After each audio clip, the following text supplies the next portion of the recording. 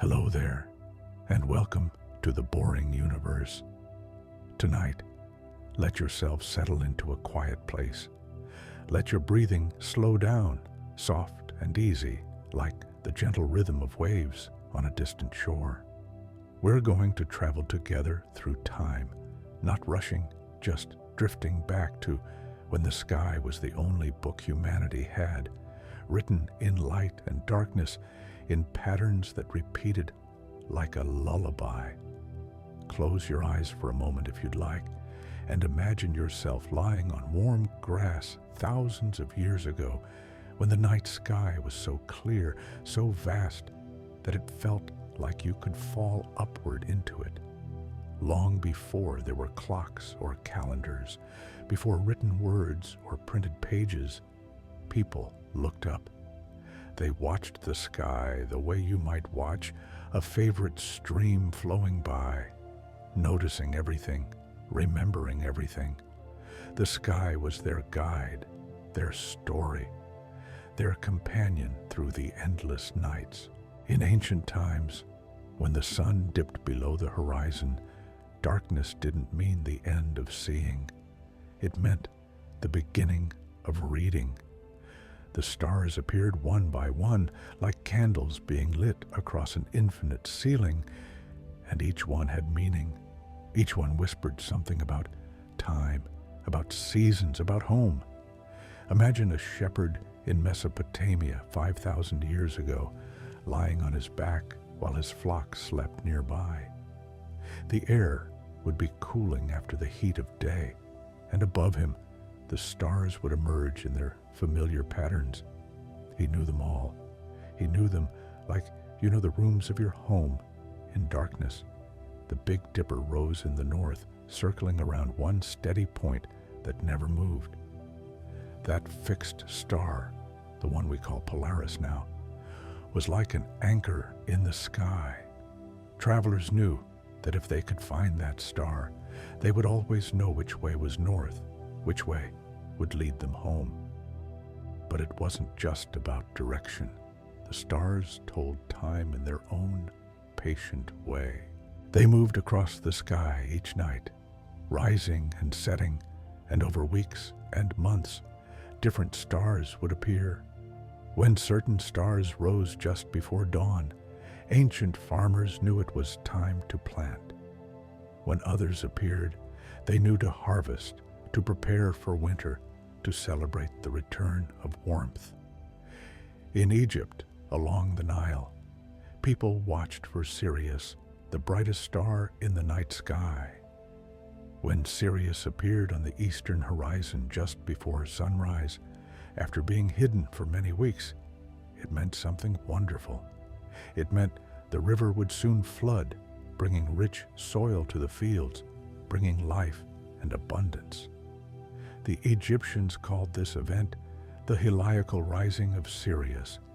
Though they had their own beautiful names for it, they built their entire calendar around it. 1 year was the time between one rising of Sirius and the next. 365 days, counted out by watching one faithful star return to the same place in the sky. You can almost feel the anticipation, can't you? Imagine waiting and watching each morning as summer approached, scanning the horizon before the sun's light washed everything away.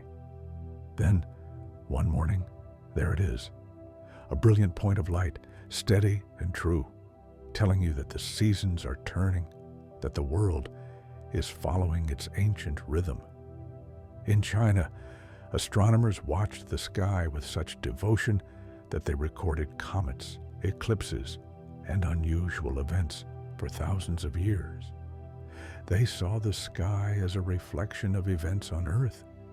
When a bright new star appeared, or when planets moved in unusual ways, they believed it meant something significant was happening in the human world.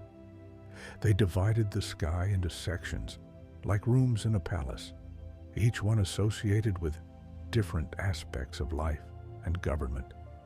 The emperor had his own section of stars. And if something strange appeared there, advisors would whisper about what it might mean for the kingdom. But beyond all the meanings and predictions, there was something simpler, something more peaceful. There was the pure act of watching. Night after night, generation after generation, people simply looked up and noticed. They noticed that the moon changed shape in a reliable pattern, thin crescent, growing fuller, perfect circle, then shrinking again. 29 and a half days from new moon to new moon. You could count time by this. You could plan gatherings, festivals, plantings. The moon was also a nighttime sun, softer and kinder. When it was full, you could walk safely at night. You could work if needed. You could see the faces of those you loved, even in darkness. The moon was a companion, always changing yet always returning.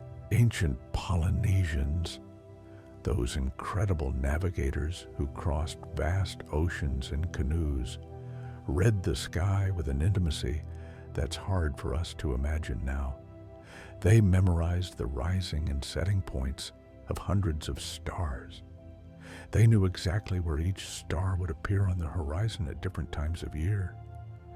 When they sailed between islands, separated by hundreds of miles of open ocean, they used the stars as their map. They would aim for the rising point of a particular star, knowing it would lead them to their destination. If clouds covered that star, they would switch to another one, adjusting their course with the precision of someone who had studied the sky since childhood. They also watched the ocean, the waves, the clouds, the birds. But the stars were their constant, their reliability. Even when everything else was uncertain, the stars would be there, marking out the paths across the endless blue. In the deserts of Arabia, where the night sky was so dark and clear that the Milky Way seemed close enough to touch, people developed intricate knowledge of the stars. They gave names to individual stars that we still use today: Aldebaran, Rigel, Betelgeuse, Altair. These names carry the sound of wind across sand, of nights spent under infinite darkness. Desert travelers needed the stars. During the day, the sun was too harsh, too bright, too hot. But at night, when coolness returned and the stars emerged, that was when journeys could continue. The stars were like a network of roads painted across the darkness, and if you knew how to read them, you would never be lost. There's something deeply calming about this, isn't it? The idea that for thousands of years, humans have looked at the same stars you can see tonight, the same patterns, the same lights, the same slow wheeling of constellations across the seasons. The Pleiades, that small cluster of stars that looks like a tiny dipper or a gathering of sisters, was known to almost every ancient culture. The Greeks told stories about seven sisters transformed into stars. The Maori of New Zealand called them Matariki and celebrated their rising as the new year. When the Pleiades appeared in the pre-dawn sky in certain seasons, farmers in the Mediterranean knew it was time to begin the harvest. When they set in the evening, it was time to plow. This tiny cluster of stars, so small you might miss them if you weren't looking carefully, helped coordinate the entire agricultural year. Indigenous peoples of North America watched the Pleiades too. Some saw them as a group of children dancing in the sky. Others saw them as seeds scattered across the darkness, promising growth and return. The stories were different, but the watching was the same, patient and attentive. In ancient India, astronomers developed sophisticated systems for tracking the moon's path through the stars. They divided the sky along the moon's route into 27 or 28 sections called nakshatras. Each nakshatra was like a house where the moon would stay for about a day during its monthly journey. These lunar mansions had names, associations, meanings. When the moon was in a particular nakshatra, it might be a good time for certain activities, a less favorable time for others. But beyond the predictions, there was the simple beauty of watching the moon move from one star pattern to the next, night after night, like a traveler visiting friends along a familiar road. The Mayans, in the jungles of Central America, built observatories and tracked the movements of Venus with astonishing precision. Venus, the morning and evening star, the brightest object in the sky after the sun and moon, was deeply important to them. They knew that Venus appeared as an evening star for about 9 months, then disappeared for a time, then returned as a morning star for another 9 months, then vanished again. This cycle took about 584 days total, and the Mayans tracked it over centuries, recording every appearance and disappearance. Why such devotion to one planet? Perhaps because Venus was so beautiful, so bright, so regular. Perhaps because tracking something so precisely gave a sense of order to the world, a feeling that the universe could be understood, that patterns could be trusted. Think about that for a moment. Imagine living in a time before electric lights, before you could simply check the time on a device. The sky was your reference point for everything. When to wake, when to sleep, when to plant, when to prepare for winter. The sky was a calendar, a clock, a compass, and a source of stories all at once. The ancient Greeks developed the idea of constellations more formally, drawing imaginary pictures in the stars. They saw Orion the hunter with his belt of 3 bright stars and his sword hanging below. They saw Ursa Major, the great bear, circling the North Pole. They saw the zodiac, 12 constellations the sun seemed to pass through during the year. But these constellations weren't meant to be realistic pictures. They were more like memory aids, ways to organize the sky, ways to tell stories that would help you remember where each star was, how they related to each other. The stories made the stars easier to recall, and the stars kept the stories alive. On clear winter nights, Orion dominates the southern sky, visible from almost anywhere on Earth. Ancient hunters saw Orion and thought of cold months, of the hunting season, of long nights. That same pattern of stars meant the same thing to people separated by oceans and mountains, because the sky is the one thing we all share. In Aboriginal Australia, indigenous peoples saw the dark spaces between stars as meaningful, not just the stars themselves. They saw the shape of an emu in the dark dust clouds of the Milky Way, a different way of reading the sky entirely, focusing on shadow and light together. When certain dark constellations appeared in certain positions, it was time to collect emu eggs. When others appeared, it was time for different foods, different activities. The sky and the land were connected, woven together in knowledge passed down through countless generations.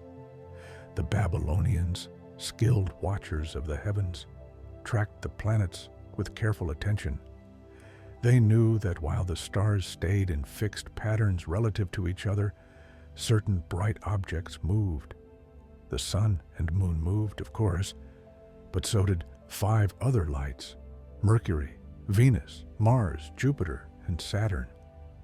These wandering stars, these planets, moved against the background of fixed stars like boats drifting on a still lake. The Babylonians recorded their positions night after night, year after year, building up centuries of observations. They discovered that the planets didn't wander randomly. They followed paths, cycles. They would appear in the evening sky, grow brighter, fade, disappear into the sun's glare, then emerge in the morning sky. Each planet had its own rhythm, its own pace, and learning these rhythms was like learning the breathing pattern of the sky itself. Mars took about 2 years to complete its cycle, Jupiter about 12 years, Saturn nearly 30 years. Imagine the patience required to notice this. Imagine watching Saturn for your entire life and realizing it had returned to almost the same position among the stars, that it had completed one slow circuit. There's something meditative about this kind of observation, isn't there? Not rushing, not demanding quick answers, just watching and noticing and remembering. The sky rewarded patience with understanding, with the slow revelation of patterns. Ancient Chinese astronomers recorded a, quote, zero in the year 1054, a star that appeared suddenly where no star had been before, growing so bright it could be seen during the day, then slowly fading over months. We know now this was a supernova, a star exploding in its final moments, but to them it was a mysterious visitor, a guest in the familiar sky. They wrote down exactly where it appeared, exactly how bright it was, exactly how long it lasted. These records, preserved for nearly 1,000 years, helped modern astronomers identify the remnant of that explosion, what we now call the Crab Nebula. The Vikings, those seafaring people of the north, navigated by sun and stars across the Atlantic Ocean. They used a simple tool called a sun compass to track the sun's position even on cloudy days. And at night, they steered by the stars they knew would guide them home. There are stories of Viking navigators using sunstones, crystals that could show the position of the sun even through clouds, by the way they polarized light. Whether this is true or legend, it speaks to the creativity and determination of people trying to read the sky in all conditions. In Polynesia, master navigators held knowledge so precious that they taught it only to chosen students over many years. They taught the star compass, a mental map of where every important star rose and set on the horizon, dividing the circle of the horizon into 32 directions. A navigator would memorize this compass completely. They would know that if they sailed toward the rising point of Arcturus at a certain time of year, they would reach one island. If they sailed toward the rising point of Antares, they would reach another. The stars were signposts, reliable and eternal. These navigators also learned the star paths, sequences of stars that would rise one after another throughout the night. As one guiding star set, another would rise to take its place, maintaining the course. It was like following a rope made of light across the ocean, hand over hand through the darkness. They memorized the positions of dozens of stars, the patterns they made, the stories that connected them. This knowledge lived in their minds and in the chants and songs they used to teach the next generation. The sky was a text they could read fluently, and the ocean was where they practiced that reading. In ancient Persia, astronomers built observatories and refined instruments to measure the positions of stars with growing accuracy. They created star catalogs, lists of hundreds of stars with their positions carefully recorded. These catalogs would be passed to the Islamic world, then to medieval Europe, each generation adding to the knowledge. The astrolabe, a beautiful circular device with moving parts, was developed to model the sky. You could adjust it for your latitude, for the time of year, and it would show you which stars would be visible, where planets would be. It was like holding a miniature sky in your hands, a tool for understanding the grand patterns above. But you didn't need an astrolabe to appreciate the sky. You just needed darkness, patience, and a willingness to look up. Even now, even tonight, if you go outside and let your eyes adjust, you can begin to see what ancient peoples saw. First, you notice the brightest stars. Then, as your eyes adjust to darkness, fainter ones appear. After 15 or 20 minutes, if you're away from city lights, the sky fills with stars. The Milky Way becomes visible, that river of light flowing across the darkness, and you realize you're looking at the disk of your own galaxy, seeing it from inside. Ancient peoples had a word for this river of light in many languages. The Greeks called it Galaxias Kyklos, the Milky Circle. The Romans called it Via Lactea, the road of milk. In many cultures, it was seen as a path, a road that souls might travel, or a river in the sky, mirroring rivers on Earth. On truly dark nights, far from any artificial light, the Milky Way is so bright it casts shadows. Imagine that. Starlight strong enough to make shadows. Our ancestors knew this sight intimately. It was their companion through countless nights.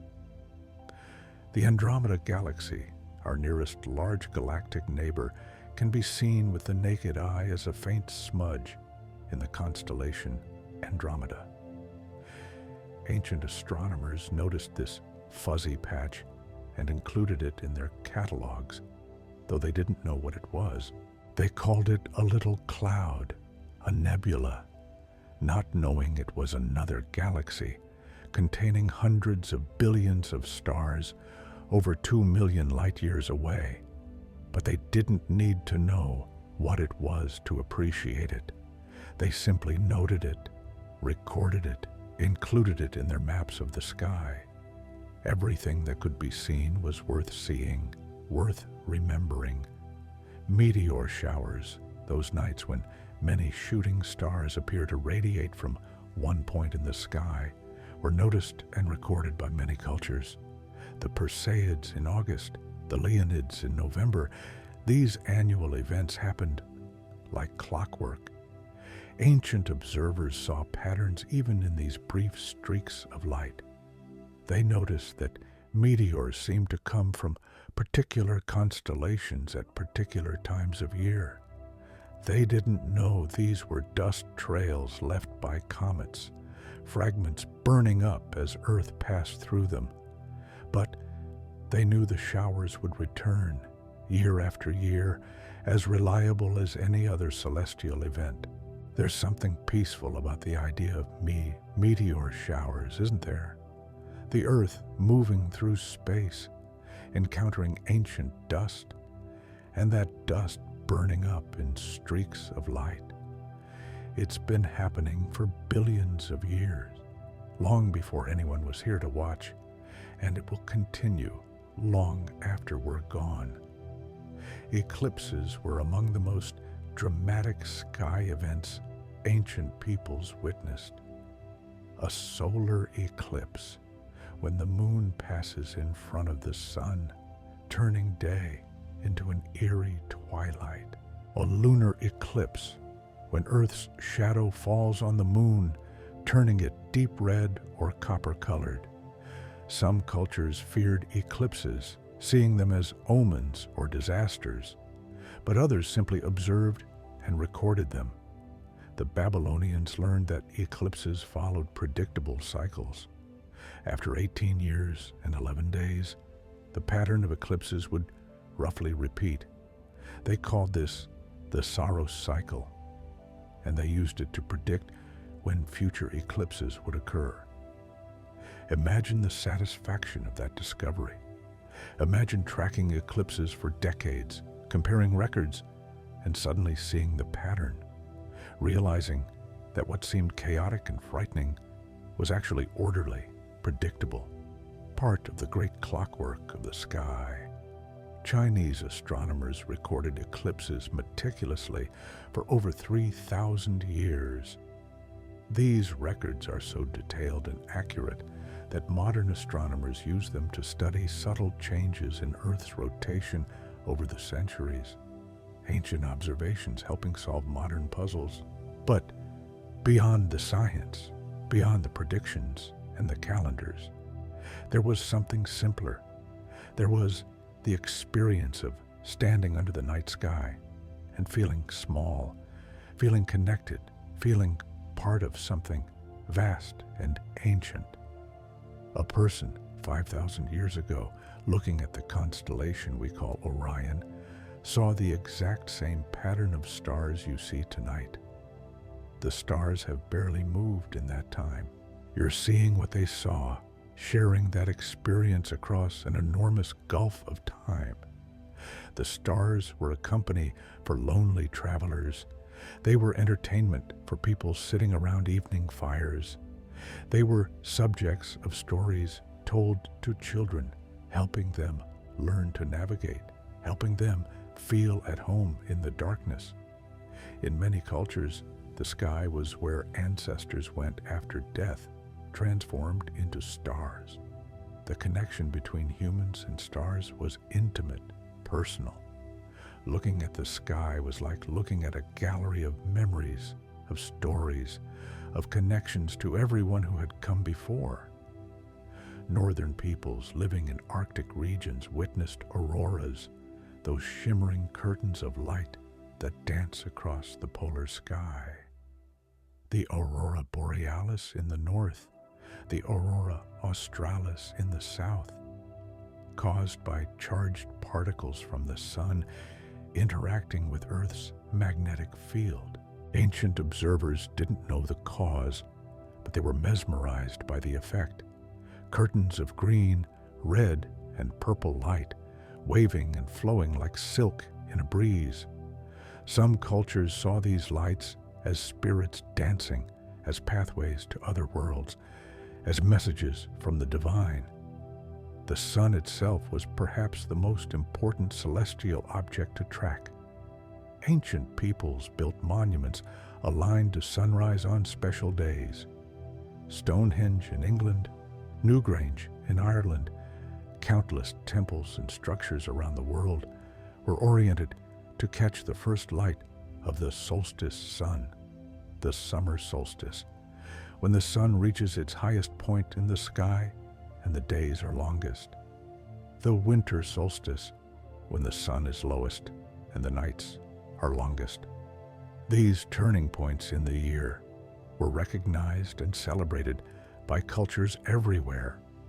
At Newgrange, a passage tomb older than the pyramids of Egypt, there is a special opening above the entrance.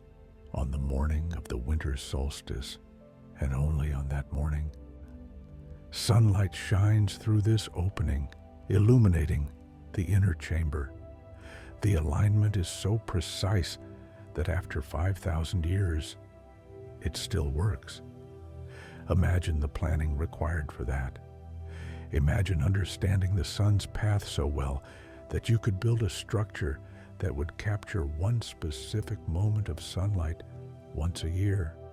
It speaks to generations of careful observation, of patient watching. In the American Southwest, ancient Puebloan peoples built structures and marked rocks in ways that tracked the sun's annual journey. At Chaco Canyon, there is a spiral petroglyph where, at noon on the summer solstice, a dagger of light passes through the center of the spiral. These weren't just practical tools for marking time. They were also expressions of beauty, of reverence for the sky, of the human impulse to connect what we see above with how we live below.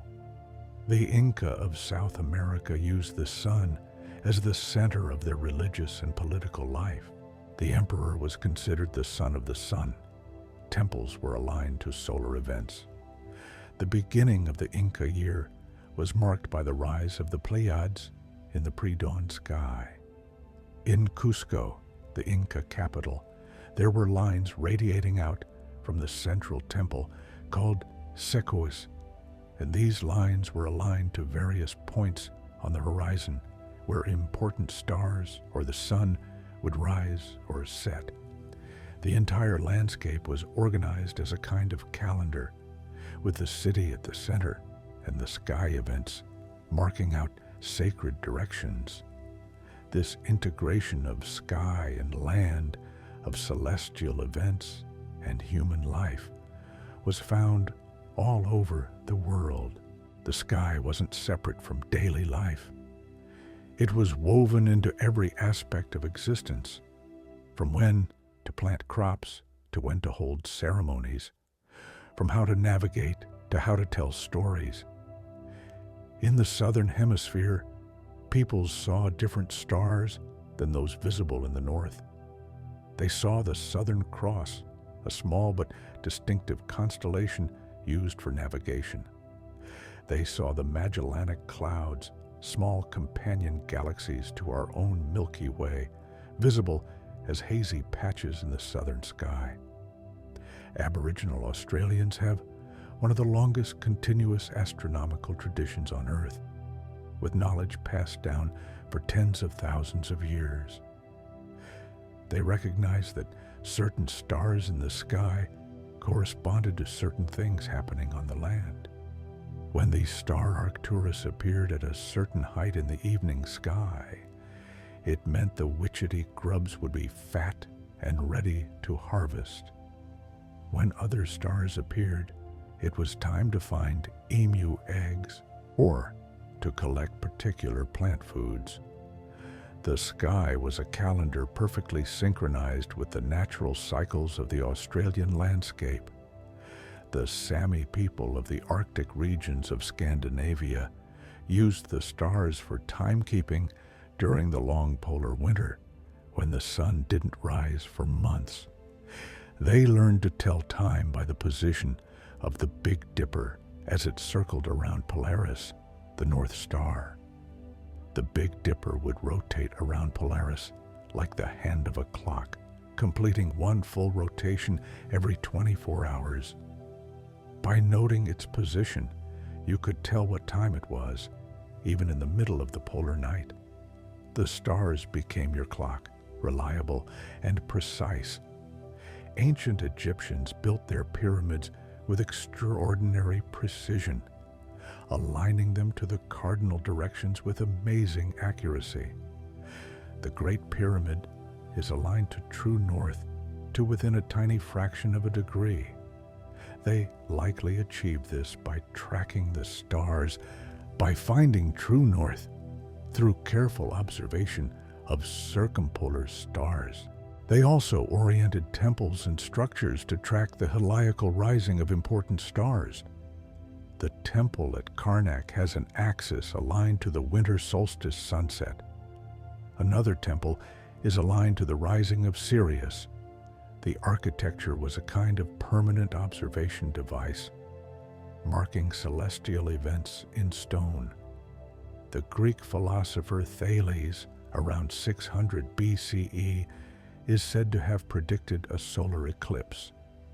Whether the story is exactly true or not, it represents the growing understanding that eclipses weren't random events, but followed patterns that could be learned.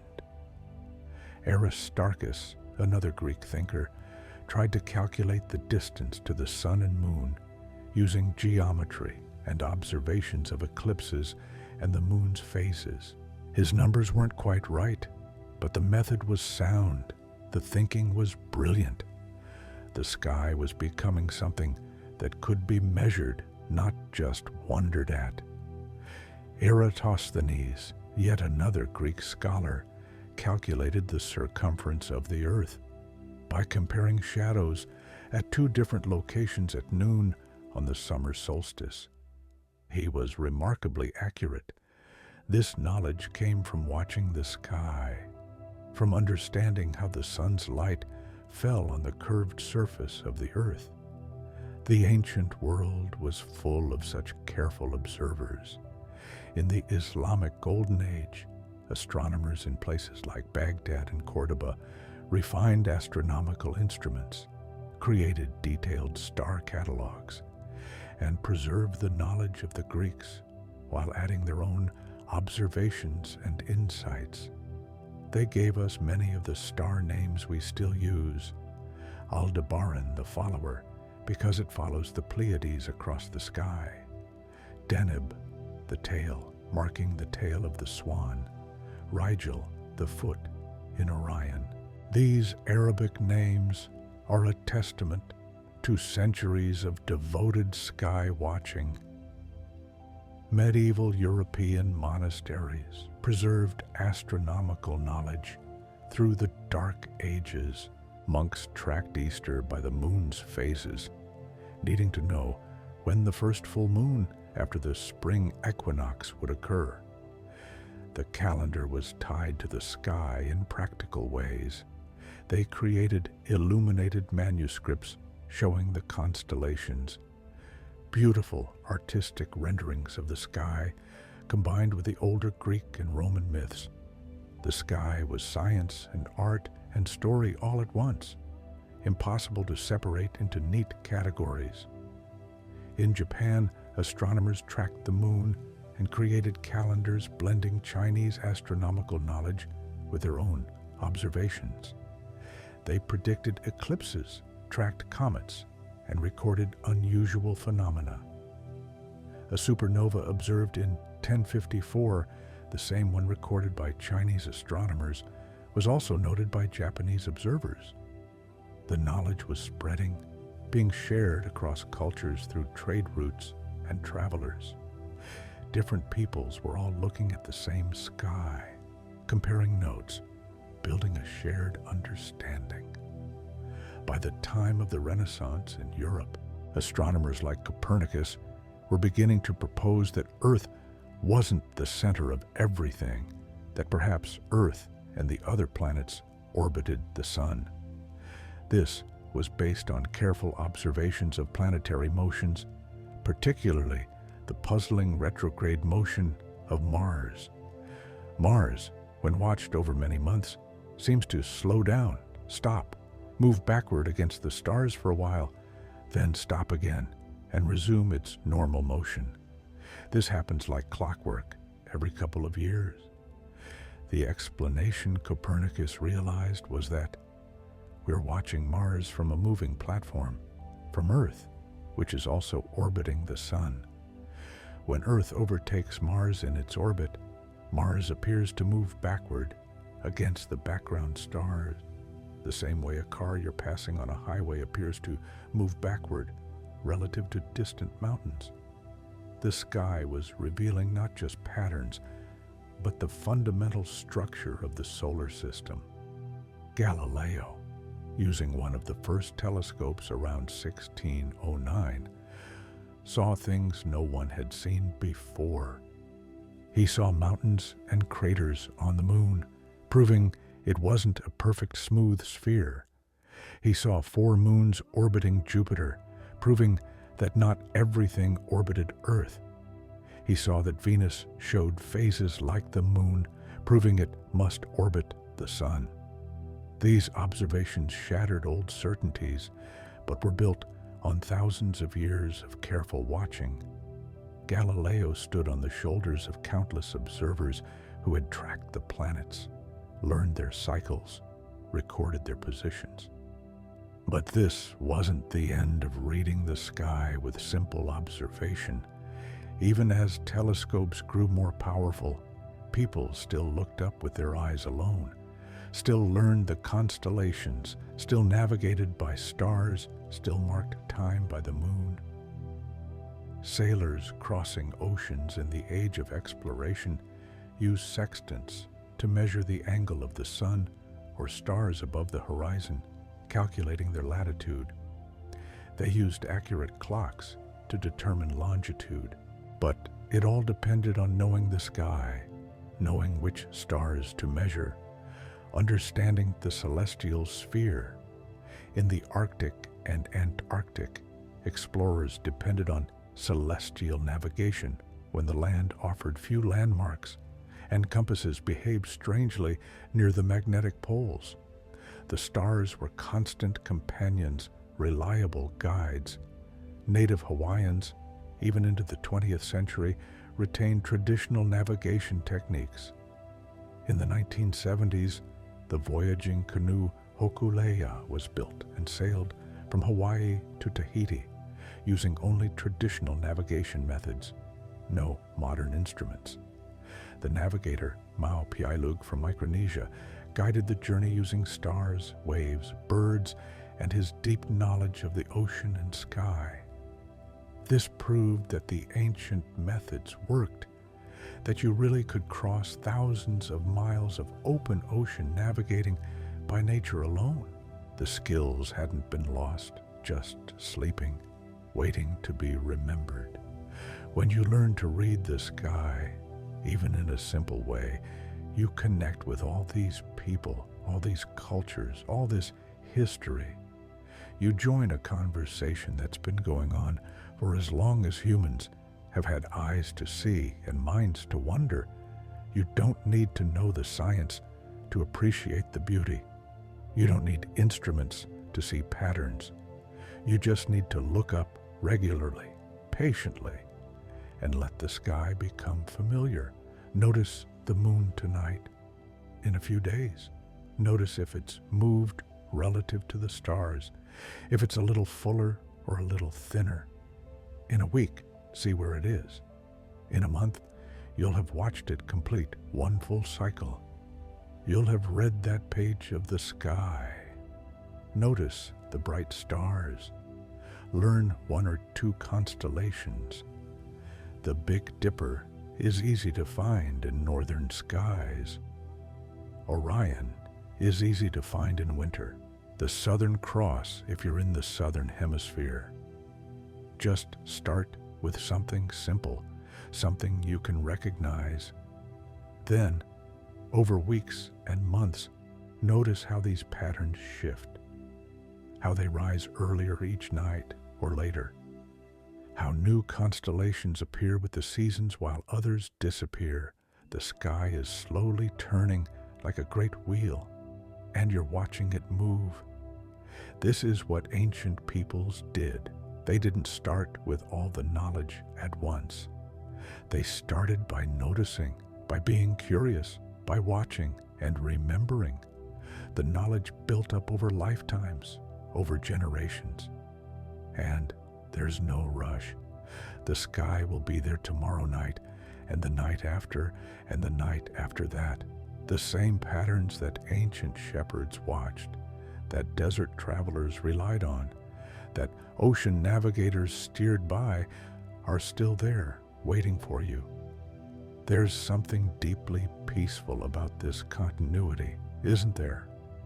The sky as a constant, as a connection to the deep past and the distant future. The stars you see tonight are the same stars that will shine long after we're all gone, the same stars that shone long before we were born. When ancient peoples looked up, they saw eternity. They saw something larger than themselves, larger than their troubles, larger than their short lives. The sky offered perspective, a sense of being part of something vast and ongoing. In our modern world, with so much artificial light, we've lost some of this connection. But it's still there, waiting. On a dark night, away from city lights, the sky reveals itself just as it did to our ancestors. The same wonder, the same beauty, the same invitation to watch and learn. Reading the sky doesn't require technology, though technology can enhance it. It requires attention, patience, and a willingness to be present with the darkness, to let your eyes adjust, to notice what's there. Ancient astronomers didn't have light pollution to contend with. When the sun set, it truly became dark. The stars weren't competing with streetlights and illuminated signs. The Milky Way stretched across the sky like a river of cream, and on moonless nights you could see thousands upon thousands of stars. In this darkness, the sky became three-dimensional. The brighter stars seemed closer, the dimmer ones farther away. You could almost sense depth, like looking into a forest where some trees are near and others distant. The sky had layers, had texture. The darkest nights, when the moon was new and had already set, were when the sky showed its full glory. These were the nights when people gathered and told stories, when elders taught young ones the star paths, when the accumulated wisdom of generations was passed on through words and pointing fingers and patient repetition. In some cultures, certain people were designated as sky watchers, as keepers of calendrical knowledge. They had the responsibility of watching for the first appearance of the crescent moon, or for the heliacal rising of important stars. The whole community depended on their observations to know when to celebrate festivals, when to begin important activities. This wasn't a burden, it was an honor, being trusted to watch the sky, to know the signs, to guide the community through the cycles of time. The sky watchers were walking calendars, living libraries of temporal knowledge. The Antikythera mechanism, an ancient Greek device discovered in a shipwreck, was a complex arrangement of bronze gears that could predict the positions of the sun, moon, and planets. It could predict eclipses. It was like a mechanical computer built around 100 BCE, showing that ancient people's understanding of celestial mechanics was far more sophisticated than we sometimes imagine. This device wasn't for watching the sky. It was for modeling the sky, for understanding it. But it was built on centuries of observations, of careful tracking, of mathematical analysis. Someone had to watch the sky before someone could build a device to predict it. In Polynesian navigation schools, students learned by lying on their backs on platforms, watching the sky wheel overhead night after night. They learned the star compass until it was as familiar as their own hands. They learned which stars rose and set together, which ones could be used in pairs to stay on course. They learned the zenith stars, stars that would pass directly overhead at certain latitudes. If you were sailing toward an island and you knew its zenith star, you could watch for that star to pass directly above you, and you'd know you were at the right latitude. Then you'd simply sail east or west until you found the island. This required no instruments, no measurements, just knowledge, memory, and the ability to read the sky like a map. The ocean was vast, but the sky made it navigable. In ancient times, the solstices and equinoxes were critical markers. The spring equinox, when day and night are equal length, and the sun rises exactly in the east. The summer solstice, the longest day. The fall equinox, balance again. The winter solstice, the shortest day. These 4 points divided the year into quarters, into seasons. Many stone circles and ancient monuments are aligned to these events. People gathered at these times, celebrated, performed ceremonies. The sky told them when to come together. The word solstice comes from Latin, sol, sun, and sistere, to stand still. At the solstices, the sun's daily path across the sky seems to pause, to stand still for a few days before reversing direction. Ancient observers noticed this subtle pause in the sun's yearly journey. The word equinox also comes from Latin, equus, equal, and nox, night, equal night. when darkness and light are balanced. These were special times, liminal times, when the world seemed to be in transition. Many festivals around the world are still tied to these solar events. Christmas near the winter solstice, celebrating the return of light. Easter near the spring equinox, celebrating renewal and rebirth. Even when the religious meanings changed, the timing remained tied to the sky.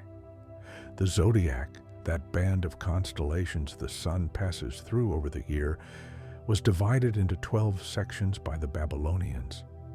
Each section was associated with a month, with certain characteristics, with myths and meanings.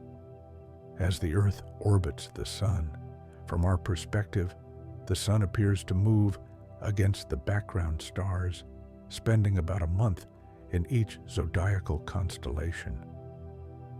Though we can't see these stars during the day when the sun is among them, ancient astronomers tracked them carefully, noting which stars rose just before sunrise, inferring the sun's position. This knowledge was practical for creating calendars.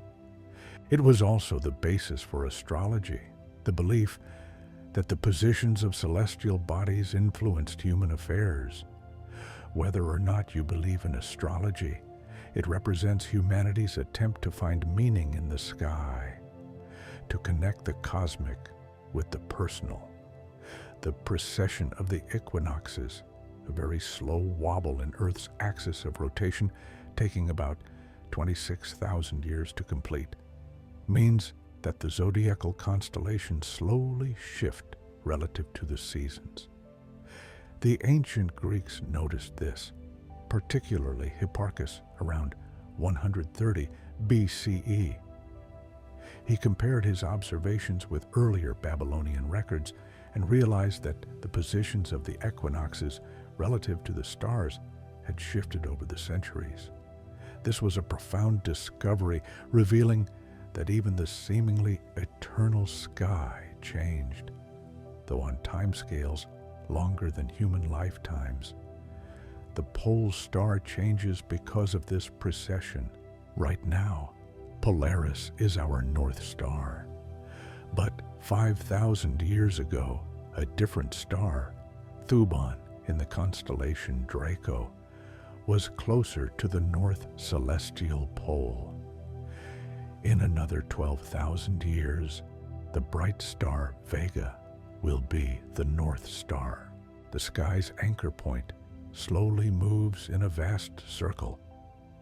Ancient Egyptians, building pyramids around 2,500 BCE, may have aligned shafts in the pyramids to Thuban, their pole star. The pyramids outlasted that alignment, standing now as monuments to a sky that has subtly changed. Comets, those visitors from the outer solar system, appear unpredictably in the sky, growing a tail as they approach the sun. Ancient peoples saw comets and often interpreted them as omens, as signs of coming change. The sudden appearance of a bright new object in the sky was unsettling, breaking the usual patterns. But some ancient astronomers simply recorded comets as natural phenomena. Chinese records contain descriptions of hundreds of comets over thousands of years. Babylonian astronomers also recorded them. These records help modern astronomers trace the orbits of comets that return periodically. Halley's Comet, which returns every 75 to 76 years, has been recorded by Chinese astronomers going back to at least 240 BCE. Each appearance was noted, described. The comet that appeared in 1066, shortly before the Norman conquest of England, was Halley's Comet, recorded in the Bayeux Tapestry. Edmund Halley in the 18th century realized that comets seen in 1531, 1607, and 1682 were actually the same comet returning, and predicted it would return again in 1758. It did. Though Halley had died by then, the comet was named in his honor, and his prediction showed that even comets followed laws, had patterns. The sky, piece by piece, was yielding its secrets to patient observation, but it never lost its beauty, its capacity to inspire wonder. Even as we understood more, there was always more to discover, more to appreciate. Meteors, shooting stars, those brief streaks of light, were wishes in many cultures. When you see a shooting star, make a wish. This tradition connects us to a sense of magic, of possibility. The sky is a place where wishes might be heard, where the boundary between the earthly and the cosmic is momentarily thin. Ancient peoples might have interpreted meteors as stars falling from their positions, as tears of the gods, as souls traveling between worlds. The interpretations varied, but the sense of wonder was universal. There's something perfect about a meteor's brevity. It appears, blazes bright for a second or two, and is gone. It teaches us about impermanence, about appreciating moments while they last, like a reminder that everything is fleeting, even written in light across the sky. The aurora, those northern and southern lights, ripple and wave in colors that seem almost unreal. Green is most common, caused by oxygen at lower altitudes. Red auroras, rarer and higher, also from oxygen. Purple and blue from nitrogen. The sky becomes a curtain, a veil, a dance. Indigenous peoples in the far north and south lived with auroras as a regular part of their sky. The Sami had stories about the lights. The Inuit had stories. The lights were spirits, ancestors, messages. They were familiar, yet always entrancing. Even now, seeing an aurora for the first time is a profound experience. The lights move in ways that don't seem possible. They shimmer and flow. They respond to the invisible solar wind, to magnetic storms, to forces we can't see, but that paint themselves across the upper atmosphere in phosphorescent beauty. Ancient peoples didn't know about the solar wind or the magnetosphere, but they knew the lights appeared more often during certain times, perhaps noticing an 11-year cycle that follows the sun's activity. They watched and they wondered. The sun and moon eclipse each other because of an extraordinary coincidence. The sun is about 400 times larger than the moon, but it's also about 400 times farther away. This makes them appear almost exactly the same size in our sky. No other planet in our solar system has this arrangement. This coincidence allows for total solar eclipses, where the moon perfectly covers the sun, revealing the sun's corona, that tenuous outer atmosphere that's normally invisible. Ancient peoples witnessing a total solar eclipse saw the sky darken in the middle of the day, saw stars appear, saw the sun transformed into a black disk surrounded by a pearly white crown. It must have been terrifying and beautiful at once. The world hushed, animals confused, the temperature dropping. Then, after a few minutes of totality, the sun emerging again, light flooding back, life resuming. The event both momentous and temporary. Lunar eclipses, when the full moon passes through Earth's shadow, are more gentle. The moon doesn't disappear. Instead, it turns deep red or copper-colored, lit by sunlight refracted through Earth's atmosphere. All the sunrises and sunsets happening around Earth, their light bent into Earth's shadow, illuminating the moon in eerie, beautiful hues. You can watch a lunar eclipse from beginning to end, a slow progression over several hours. The curved shadow of Earth crossing the moon's face makes it obvious that Earth is a sphere. Ancient Greek philosophers used this observation to argue for a spherical Earth. The sky was teaching geometry, teaching about the shapes and positions of celestial bodies. Every eclipse was a lesson if you knew how to read it. Precession, that 26,000-year wobble, means that the myths and constellations we associate with seasons would have been different for ancient observers. Taurus the bull was associated with spring around 4000 BCE, when the spring equinox occurred in that constellation. Now it occurs in Pisces, nearly moving into Aquarius. The quote 3 that some speak of refers to this slow drift when the spring equinox will shift from Pisces into Aquarius. These ages last about 2,000 years each.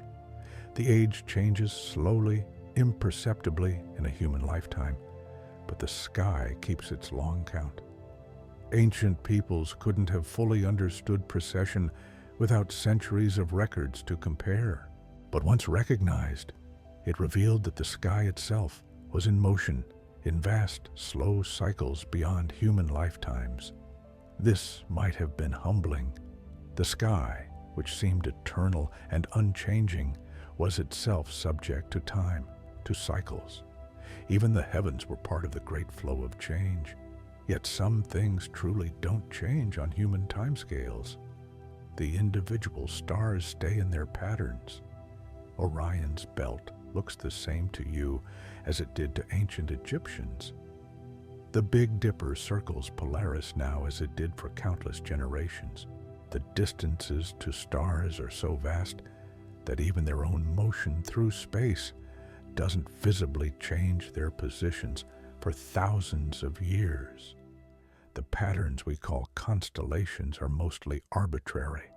Stars at vastly different distances from us that just happen to line up from our perspective, but those alignments last.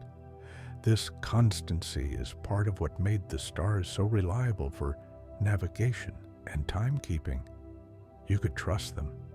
They would be there, night after night, in the same places at the same times of year, in a world where so much changed, where life was often uncertain. The stars were steady. They connected you to your ancestors who saw the same patterns, and to your descendants who would see them too. The celestial sphere, that imaginary sphere surrounding Earth, on which all celestial objects seem to be projected, was a central concept in ancient astronomy. The stars seemed to be attached to this sphere, which rotated around Earth once per day. Of course, we know now that it's Earth rotating, not the sphere of stars, but the celestial sphere remains a useful concept, a way of mapping the sky, of describing positions and motions. Ancient astronomers divided the celestial sphere with invisible lines. The celestial equator projecting Earth's equator onto the sky. The ecliptic, the sun's path through the year. The meridian, the line running from north to south through the zenith directly overhead. These lines exist only as concepts, as tools for organizing observations.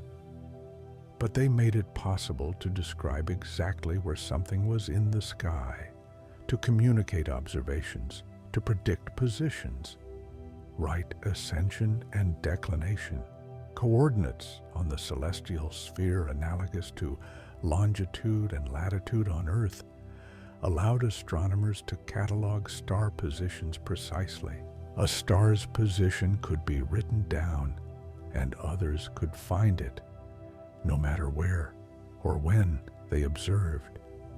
This standardization of sky positions was crucial for building up knowledge across cultures and centuries. An observation in Baghdad could be compared with one in China or Europe if they used the same coordinate system. The equation of time, which describes how solar time varies from mean time, was understood by ancient astronomers. They knew that sundials didn't keep perfect time because Earth's orbit is elliptical and Earth's axis is tilted. The sun appears to move faster at some times of year than others. This small discrepancy means that noon by the sun, when the sun crosses the meridian, can be up to 16 minutes different from noon by a clock. Ancient peoples who relied on sundials were aware of this variation and adjusted for it. It's a reminder that even the sun, the most regular timekeeper, has quirks and variations. Nature is precise, but not mechanically perfect. There's a slight wobble, a slight irregularity in almost everything, and ancient astronomers learned to account for these. The seasons exist because Earth's axis is tilted relative to its orbit around the sun. When the northern hemisphere is tilted toward the sun, it's summer there and winter in the southern hemisphere. 6 months later, the situation reverses. Ancient peoples noticed that the sun's path across the sky changes with the seasons. In summer, it rises north of east, climbs high in the sky, and sets north of west. In winter, it rises south of east, stays lower, and sets south of west. By marking the horizon points where the sun rose at different times of year, ancient observers could track the seasons precisely.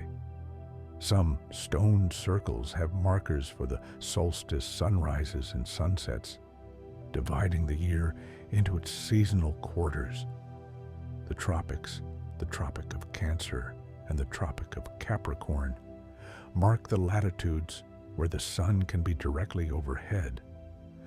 Between these tropics, the sun passes through the zenith twice a year. Ancient peoples living in these regions noticed this, built structures aligned to zenith passages. At the equator, the sun passes through the zenith at the equinoxes. Every place on Earth has its own relationship with the sun's path, its own set of observations to make. Ancient Hawaiians had a sophisticated understanding of their local sky. They knew which stars would pass through the zenith at the latitude of their islands. They used this for navigation and for sacred purposes. The sky was tied to place, to the specific location where you stood. Star maps from different cultures show different constellations, different ways of connecting the dots. The Chinese saw different patterns than the Greeks. The Aboriginal Australians saw different things again. The stars were the same, but the stories and patterns drawn from them varied. This diversity is beautiful. It shows that the sky is a canvas for human imagination, for storytelling, for making meaning. There's no single, quote, way to see the stars. What matters is the relationship, the attention, the practice of looking up and noticing. Every culture developed this practice in their own way, but all shared the fundamental act of watching, learning, remembering. Some ancient structures seem aligned to stars that are no longer in those positions due to precession. This helps archaeologists date the structures. If a temple is aligned to the rising of a particular star, and we know where that star rose at different times in the past, we can estimate when the temple was built. The sky becomes a tool for understanding human history, for dating monuments, for tracing the movements of ancient peoples. Astronomy and archaeology intertwine. The Nazca lines in Peru, those enormous geoglyphs drawn on the desert floor, may have had astronomical alignments. Some lines point to the solstice sunrises or sunsets. Some may have pointed to the rising of important stars. The full purpose remains mysterious, but the sky connection is evident. Creating these lines required effort, planning, community coordination. They were important enough to invest significant resources. The sky mattered was worth honoring, worth encoding in the landscape. In many ancient cultures, time was cyclical rather than linear. The year cycled through seasons, the moon through phases, the stars through their positions. History might repeat, patterns might recur. The sky reinforced this cyclical view of time. Each year, the same festivals at the same times. Each month, the same moon phases. Each night, the same stars rising and setting in their eternal dance. There was comfort in this repetition, in the reliability of cycles. Modern life often feels rushed, linear, goal-oriented. But the sky still offers that older sense of time, of cycles, of patience. The moon still waxes and wanes. The seasons still turn. If we watch, we can reconnect with that slower, more rhythmic experience of time. Ancient peoples often had multiple calendars running simultaneously. A solar calendar based on the year, a lunar calendar based on months, sometimes a calendar based on Venus or other celestial events. These calendars didn't always align perfectly, requiring complex calculations and adjustments. The Hebrew calendar, still used for religious purposes, is lunisolar, incorporating both moon phases and solar years. Extra months are added in certain years to keep the calendar aligned with seasons. This is similar to systems used in ancient Babylon and other cultures. The Islamic calendar is purely lunar, 12 lunar months, with no adjustment for the solar year. This means Islamic months drift through the seasons, making a complete cycle every 33 years or so. Different solutions to the same problem of reconciling moon and sun. The Mayan calendar was extraordinarily sophisticated, with multiple interlocking cycles of different lengths. The Hab was a 365-day solar calendar. The Tzolk'in was a 260-day ritual calendar. These two cycles meshed like gears, creating a longer 52-year cycle called the calendar round. The Mayans also tracked longer cycles, vast periods of time measured in thousands of years. They saw time as a great spiral, cycles within cycles within cycles.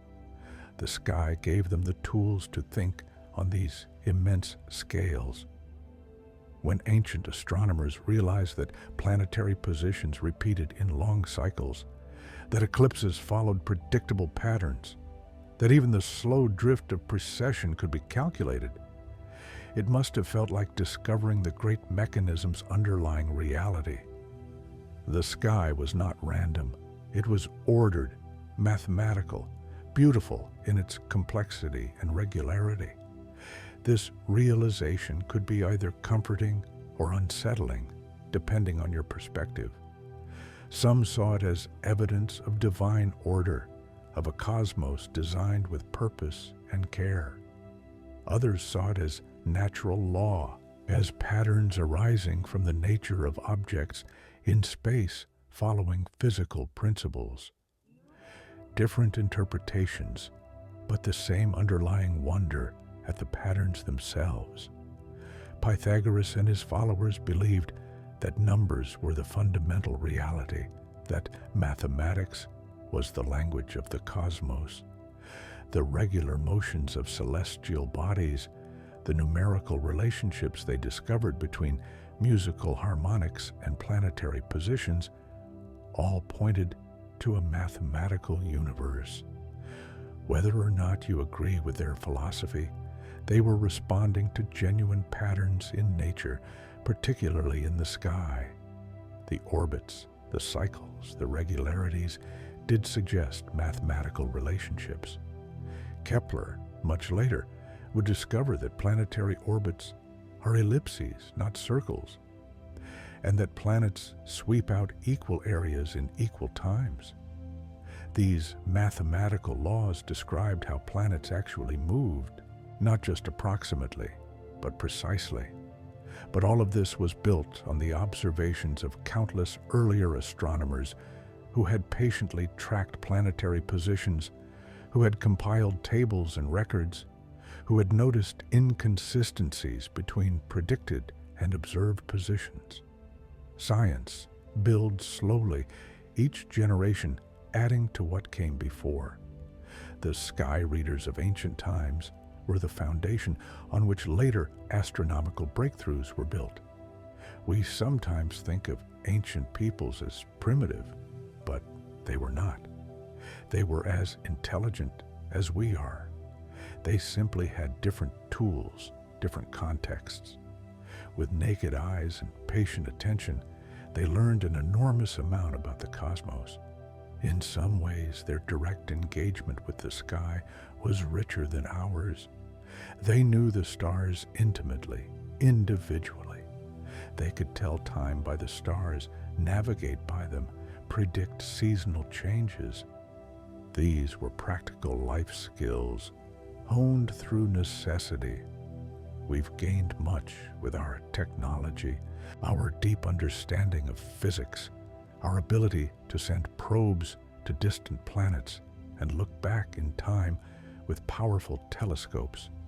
But we've also lost some of that intimate daily relationship with the sky. Many modern people rarely look up at night. City lights obscure the stars. We check the time on phones, not by the sun's shadow or the stars' positions. We navigate with GPS, not by Polaris or the Southern Cross. There's no judgment in this observation, just recognition. We've made different choices, prioritized different things, but the sky is still there, still following its ancient patterns, still available to anyone who wants to look up. Learning even a little about the sky, learning to recognize a few constellations, to track the moon's phases, to notice when and where planets appear, can restore some of that connection. It doesn't require special equipment or expertise, just time, attention, and a willingness to be present with the night, to let your eyes adjust to darkness, to notice what's there. Ancient peoples would sometimes fast or meditate to prepare for important astronomical observations. They understood that seeing required more than just eyes. It required a calm mind, focused attention, preparation. The vision quests of some indigenous cultures involved going alone to a remote place and watching the sky through the night. The sky became a teacher, a source of insight, a mirror for inner experience. The stars seen through tears of exhaustion or transcendence might reveal truth that comfortable daytime life obscured. The sky as a gateway to deeper understanding, not just of astronomy, but of self. This spiritual dimension of sky watching is found across cultures. The sky wasn't just a practical tool or an intellectual puzzle. It was also sacred, mysterious, a source of awe. Looking at the Milky Way, that band of light made of billions of stars, ancient peoples felt what we can still feel: smallness, wonder, connection to something vast. The feeling hasn't changed.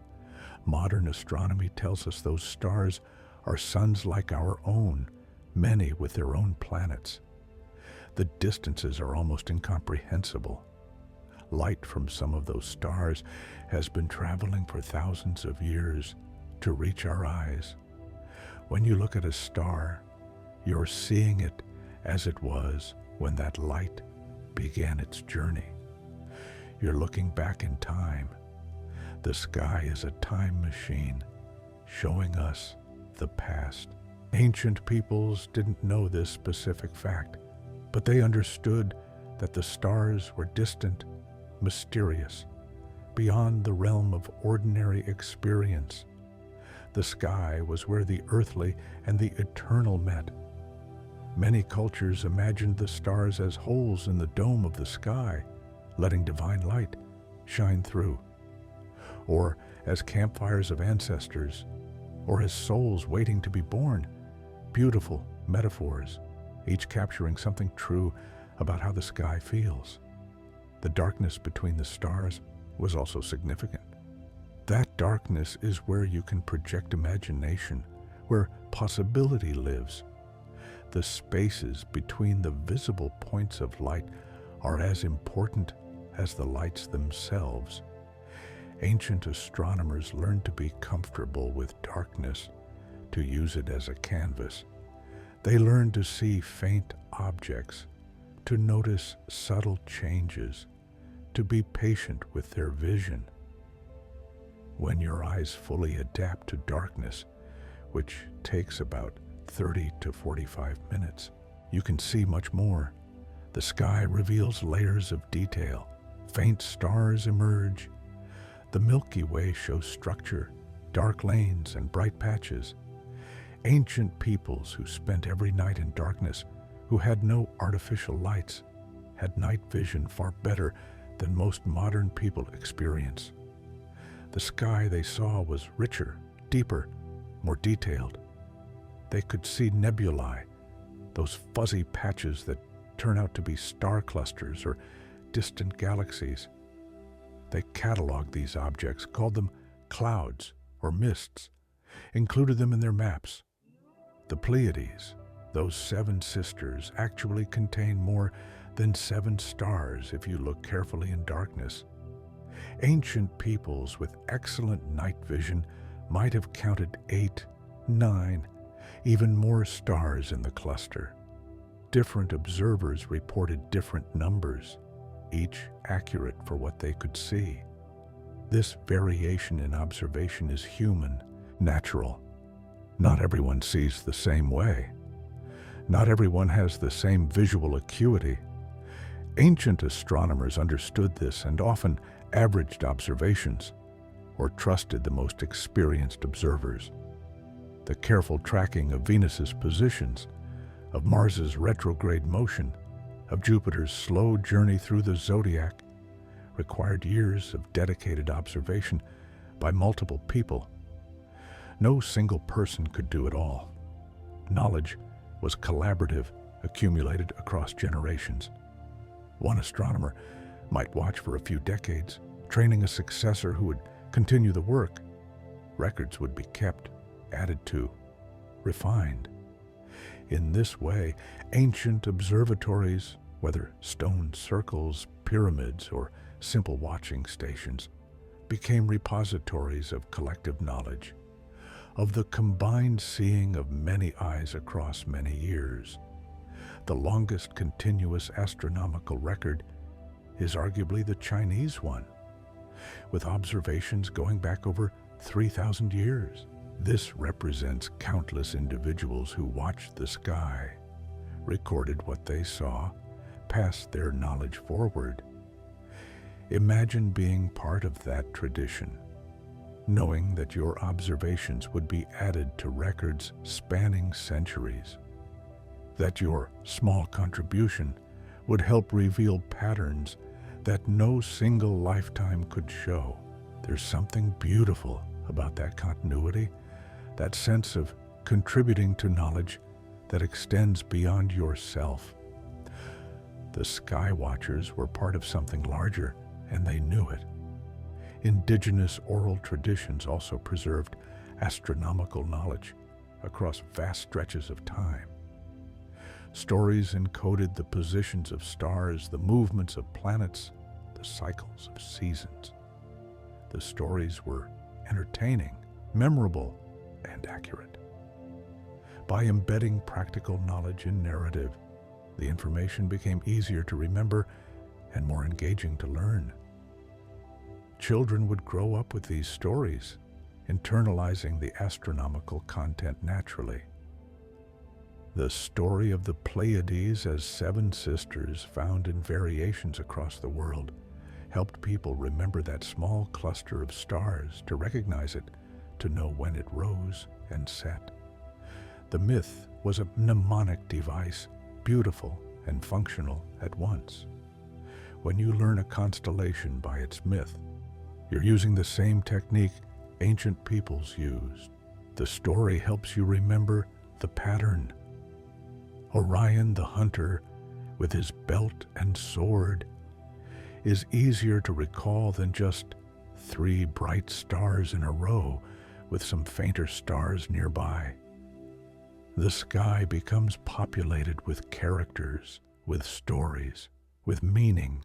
It's no longer just random points of light, but a rich tapestry of narrative and knowledge. This storytelling approach to the sky also made it communal. Around a fire, under the stars, elders would point and tell stories, and younger people would listen, look, and learn. Astronomy was social, shared, woven into the fabric of community life. The first person to notice a new comet or an unusual color in an aurora or a meteor shower would tell others. The observation would spread through the community, becoming part of shared experience. Sometimes, astronomical events would be interpreted as omens and affect decisions. Should we go to war? Is this a good time to plant? The sky influenced human affairs directly, for better or worse. We might see this as superstition now, but it reflects how deeply integrated sky watching was with all aspects of life. The sky wasn't separate from daily concerns.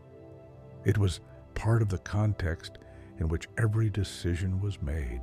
The gradual separation of astronomy from astrology, of observation from interpretation, took many centuries. Even astronomers like Kepler practiced astrology, seeing it as a natural complement to astronomical observation. The line between understanding the sky mechanically and finding meaning in it personally remained blurred for most of human history. Only recently have we drawn sharp distinctions between science and other ways of knowing. Ancient peoples wouldn't have recognized these categories. For them, learning about the sky was simultaneously practical, spiritual, aesthetic, and intellectual. All these dimensions were present at once. When you watch a sunset, you might know the physics of light scattering, but you also feel beauty, perhaps peace or melancholy. The scientific understanding doesn't diminish the emotional experience. They coexist. Similarly, ancient peoples could be rigorous observers, tracking positions and predicting events, while also experiencing the sky as sacred, as meaningful, as a source of stories and wisdom. These weren't contradictory approaches, but complementary ones. The sky invited both measurement and meditation, both calculation and contemplation. It still does. When you go out tonight and look up, you can engage with the sky in any way that feels right to you. You can simply enjoy the beauty. You can try to identify constellations. You can think about the physics of stellar fusion. You can feel a sense of connection to the cosmos. All of these are valid ways of reading the sky. The sky is large enough, generous enough to accommodate every approach. Ancient peoples taught us that watching the sky is a practice, something that deepens over time. The more you look, the more you see. Patterns emerge. Familiarities develop. The sky becomes a companion. There's a Zen saying, before enlightenment, chop wood, carry water. After enlightenment, chop wood, carry water. The activities remain the same, but the awareness, the quality of presence, transforms them. Similarly, watching the sky might seem simple, even boring at first. But as you develop the practice, as you learn to notice and appreciate, it becomes richer. The same act of looking up reveals more and more. You might start by just noticing the moon. Then you notice its phase. Then you notice where it is relative to landmarks. Then You notice how it moves through the year. Each layer of attention reveals new patterns, new beauties. Ancient astronomers spent their whole lives developing this practice. They became so familiar with the sky that they could notice tiny changes, subtle movements that would be invisible to casual observers. This expertise came from patience, from consistency, from caring enough to pay attention. The sky rewards this kind of sustained attention with ever-deepening understanding. In our fast-paced modern world, the sky offers an antidote. It moves at its own pace, which is slow by our standards. You can't rush the moon's phases or speed up the seasons. The sky teaches patience. It also teaches humility. The scales involved, the distances, the time spans, the energies, are so vast that human concerns seem small in comparison. This can be comforting. Your worries shrink a little when you contemplate infinity. Ancient peoples likely experienced this too. Whatever daily concerns they had, the stars reminded them of something larger, something that had been there long before them and would continue long after. This perspective wasn't about feeling insignificant in a negative way. It was about finding your place in a larger order, about being part of a cosmos, a meaningful whole. The word, quote, 7 itself from Greek means, quote, 8 or quote 9. The cosmos was not chaos, but order, pattern, beauty. Ancient Greeks looked at the sky and saw evidence of this fundamental orderliness. Even chaos theory in modern physics reveals that what seems random often contains hidden patterns. The universe tends toward order, toward structure, toward the emergence of complexity. The sky has always hinted at this. Ancient peoples, without modern physics, intuited it through observation. The regularity of celestial motion suggested underlying law, underlying order. The beauty of the night sky suggested that the universe was not indifferent, but, in some sense, aligned with meaning. Whether you interpret this order as divine design, natural law, or something else, the observation stands. The sky shows pattern, shows rhythm, shows structure. Modern cosmology has revealed that the universe started in extraordinary simplicity, almost perfect uniformity in the moments after the Big Bang, and has been growing more complex ever since. Stars formed, galaxies, planets, life, consciousness. We are a way for the universe to know itself, as Carl Sagan beautifully put it. When you look at the stars, you're the universe looking at itself, contemplating its own vastness. Ancient peoples might have expressed this differently, but the essential insight was there. We are not separate from the sky. We are made of the same elements. The iron in your blood was forged in stellar explosions billions of years ago. The calcium in your bones, the carbon in your cells, all of it came from stars. We are literally made of stardust. Ancient peoples didn't know this specific fact, but they felt the connection. They saw themselves as part of the cosmos, not as separate from it. The sky was not, quote, 10, but was part of the same whole that included the earth and all living things. This holistic view is worth remembering. When you watch the stars, you're not observing something foreign or distant. You're witnessing your own origins, your own nature. The boundary between observer and observed dissolves a little. This can be a profound experience, though it doesn't require any special state of consciousness. It's simply true, factually true, that you and the stars are made of the same stuff, governed by the same laws, part of the same unfolding story. Ancient peoples expressed this unity in mythological terms, seeing humans and gods and natural forces as interconnected, as part of one great drama. Modern physics expresses it in different language, but the essential truth is similar. Everything is connected. Everything affects everything else.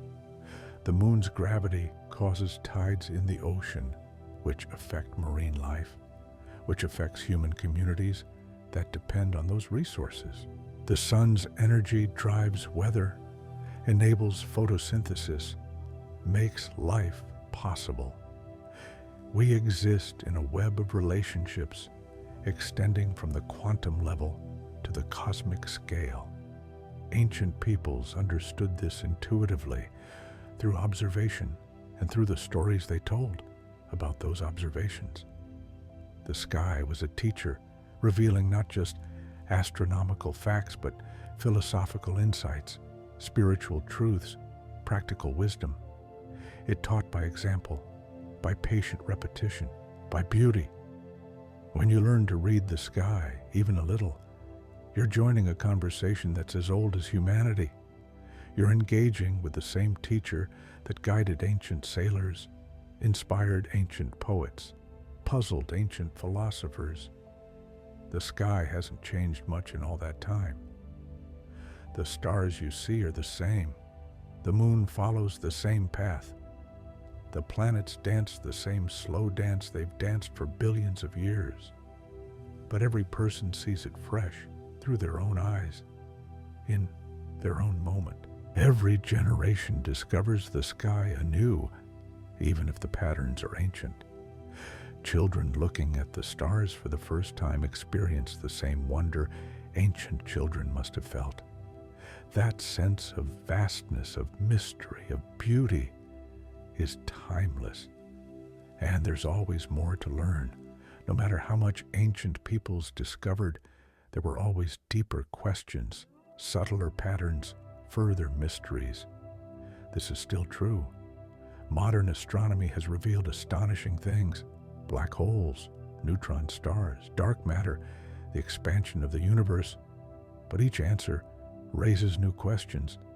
The sky remains an inexhaustible teacher, always revealing more to those who look with attention and curiosity. Ancient peoples approached this inexhaustibility with humility and persistence. They knew they would never understand everything, but that didn't stop them from trying to understand what they could. They built observatories, trained successors, kept records, shared knowledge. They created a legacy of careful attention to the heavens that we inherit and continue. Every modern astronomical discovery is built on that foundation. When we send probes to distant planets or study the cosmic microwave background, we're extending work that began with ancient sky watchers noticing that some stars wandered while others stayed fixed. The methods have become more sophisticated, the tools more powerful, but the fundamental activity, watching the sky and trying to understand what we see, remains the same. You don't need a telescope or a degree in physics to participate in this ancient practice. You just need to look up, to notice, to wonder. Start tonight if the sky is clear. Go outside. Let your eyes adjust. Find the moon if it's visible. Notice its shape. Notice where it is. Come back tomorrow night and see if it's moved, if it's changed. Do this for a week, for a month. You'll begin to see the pattern, to predict where it will be, to understand its cycle. That's how ancient peoples learned, not from books or videos or apps, but from direct observation, from patient repetition, from building a relationship with what they saw. The knowledge came slowly, but it came. And it was deeply owned, deeply understood, because it was earned through personal experience. There's something valuable in that kind of learning, that kind of embodied knowledge. When you discover a pattern yourself, it becomes part of you in a way that being told about it never quite achieves. Ancient peoples had no choice. But to learn this way, we have many other options now, many shortcuts. But sometimes the slow way, the direct way, is the most rewarding. The sky is patient. It will wait for you. Night after night, year after year, it will be there, following its eternal patterns, ready to teach anyone who takes the time to watch and learn. And the lessons aren't just about astronomy. They're about patience, about attention, about finding patterns, about being present with the moment. They're about humility in the face of vastness, about wonder at beauty, about connection to something larger than yourself. Ancient peoples learned all this from the sky. So can you. The sky doesn't discriminate. It shows itself to anyone who looks up, rich or poor, old or young, from any culture or any time period. The sky is available to all. It's one of the few truly universal human experiences. Everyone who has ever lived has seen the sky. Not everyone looked at it the same way, but everyone saw it. We all share that across all the divides that separate us. When you look at the stars tonight, you're doing something humans have always done, something that connects you to every person who has ever wondered at the night sky. That connection is real, tangible. The same photons of light that ancient Babylonian astronomers saw from long-lived stars are reaching your eyes now. You're sharing light, sharing a view across thousands of years. Time collapses a little in that moment. Past and present meet in your perception of starlight that's been traveling through space for longer than human civilization has existed. This is part of what makes sky watching profound. It's not just about information or understanding. It's about connection, about belonging, about finding your place in the vast story of the cosmos and of humanity's relationship with it. Ancient peoples knew this, felt this. The sky was where they touched eternity, where they transcended the limitations of their brief lives and connected with something enduring. You can feel this too, not by believing anything in particular, not by adopting any specific worldview, but simply by looking up and being present with what you see. The sky asks nothing of you.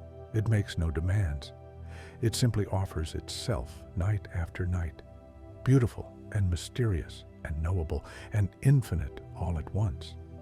Rest now, knowing that above you, even in daylight, even behind clouds, the stars continue their ancient dance. The sky has been there through all of human history, and it will be there tomorrow night and the night after, patient and unchanging, ready to welcome you back whenever you choose to look up. You are connected to every person who has ever watched the stars, to every ancient navigator who steered by their light, to every farmer who planted by their rising, to every child who has gazed upward and felt wonder. This connection is real. It lives in the light reaching your eyes from distant suns, in the rhythm of the moon's phases, in the turning of seasons marked out across the sky. Let yourself drift now, peaceful and calm, held by the knowledge that the universe is unfolding exactly as it should, that the patterns continue, that everything is in its place. The sky watches over you as it has watched over humanity since the beginning. You are safe. You are part of something beautiful. You belong. Close your eyes. Breathe softly. Let sleep come gently, like starlight falling on quiet water. The stars will be there when you wake. Rest well.